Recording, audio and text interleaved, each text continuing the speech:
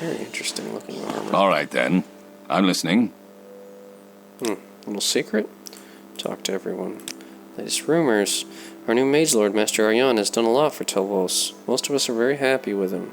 He's still having trouble with the nearby Zainab Ashlander tribe. Part of the problem is that we settled villages. Villagers and the Ashlander nomads don't really understand each other very well. Aryan's captain, Teridus Talanian, is looking for someone who can help forge a bond with them. If you know anything about Ashlanders, you might be able to help. Oh yes, door facing south, etc. Nagasta, Kavata, Kavakis.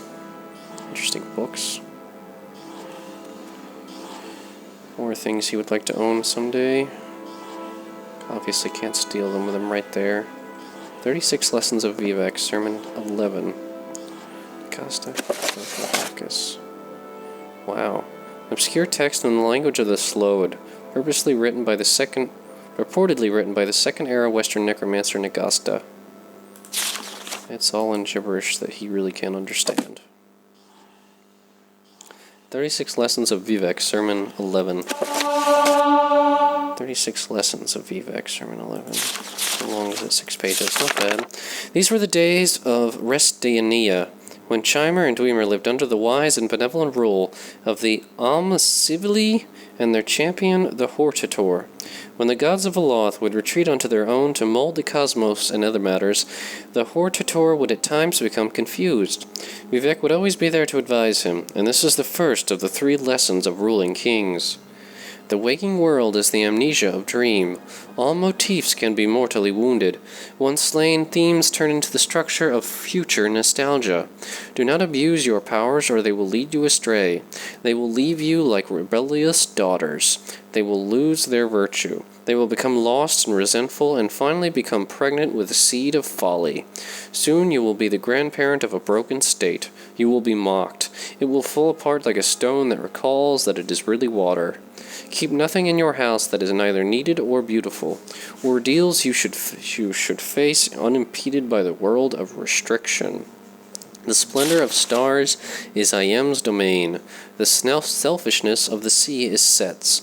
I rule the middle air. All else is earth and under your temporal command. There is no bone that cannot be broken, except for the heart bone. You will see it twice in your lifetimes. Take what you can the first time, and let us do the rest. There is no true symbolism of the center. The Sharmat will believe there is.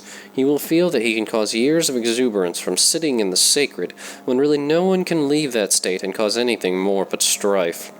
There's once more the case of the symbolic and barren. The true prince that is cursed and demonized will be adored at last with full hearts. According to the codes of Mephala, there can be no official art, only fixation points of complexity that will erase from the awe of the people given enough time. This is a secret that hides another. An impersonal survival is not the way of the ruling king.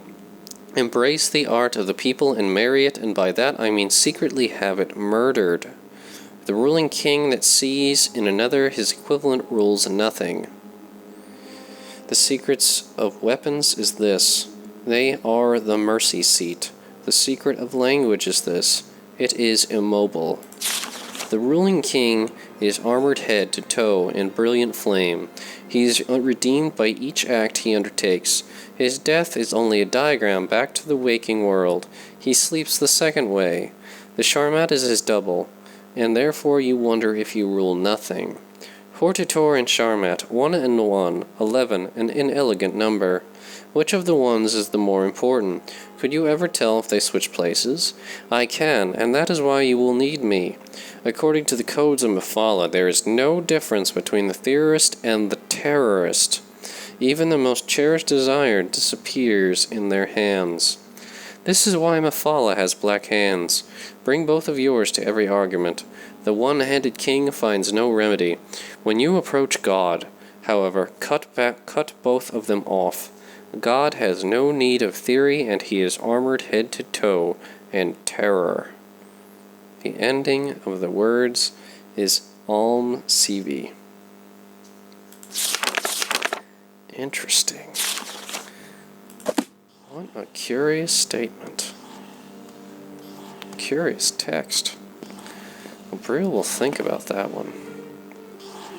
It's not really quite sure he understands the true meaning of this. What is this? This text catches his eye. Vampires of Fardenfell, Volume 2. Excerpts. In the West, well, let's check the length. 4 pages. In the West, a shadowy fraternity of vampire hunters is believed to be primarily composed of formerly afflicted vampires who have been cured of the disease. According to legend, the vampire hunters refuse to reveal the cure to the disease for fear that it may encourage depraved thrill-seekers from deliberately infecting themselves. In the East, the Western tradition of vampire hunters is unknown. Vampirism is known to be incurable, and even if it were curable, a cured vampire would be an abomination to be destroyed. Since the disease is infallibly cured if treated within 3 days, failure to treat oneself after an encounter with a vampire would be considered a deliberate attempt to contract the disease, and a mark of monstrous depravity. In temple doctrine, one ancient tradition holds that, among his many other crimes, Molag Bal, the father of monsters, spawned the first vampire upon the corpse of a defeated foe. Several different versions of the story exist, with the foe variously identified as a Daedra lord, a temple saint, or a powerful beast creature. This account of the origin of vampirism is peculiar to Morrowind, appearing nowhere else in Imperial lore. Unfortunately, scholarly inquiry upon this topic is discouraged by the Temple, which controls access to the only substantial collection of historical and cultural records in Morrowind. Though the Dunmer believe the disease is incurable, a buoyant armiger of former years named Galar Rithari insisted that he was cured of vampirism. Initially imprisoned by the Temple for heresy, he later recanted, was released, and served his final years as librarian in the Hall of Wisdom in Vivec. It is interesting that previous to his imprisonment for heresy, Rithari had been posted to the buoyant armiger garrison at Bal Ur, a pilgrimage site known as the birthplace of Molag Bal. Interesting. Molag Bal, the father of monsters. Vampirism. Encountering a vampire and being injured and infected. If you don't treat yourself within 3 days, you deliberately contract the disease. And as debilitating as vampirism may be, Abreel knows that it would effectively extend his life indefinitely unless he was destroyed.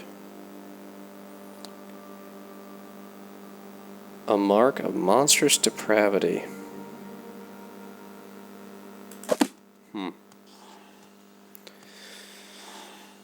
Abreel will consider contracting vampirism in order to prolong his own life. He hasn't decided yet. It's too soon. He has to learn more. He's very thorough when it comes to things like this, but the idea is certainly on the table. Cell door. A guard. What are you doing here? Someone from the Imperial Legion. Being kept prisoner. How entertaining. And here's the key to the jail.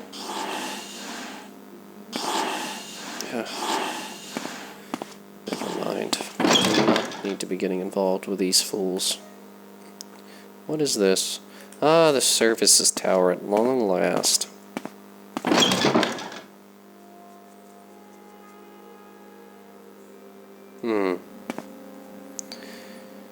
I see you.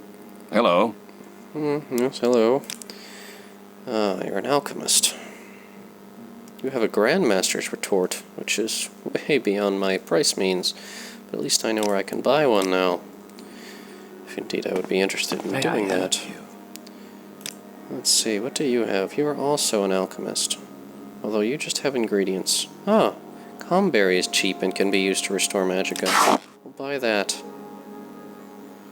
Grave dust.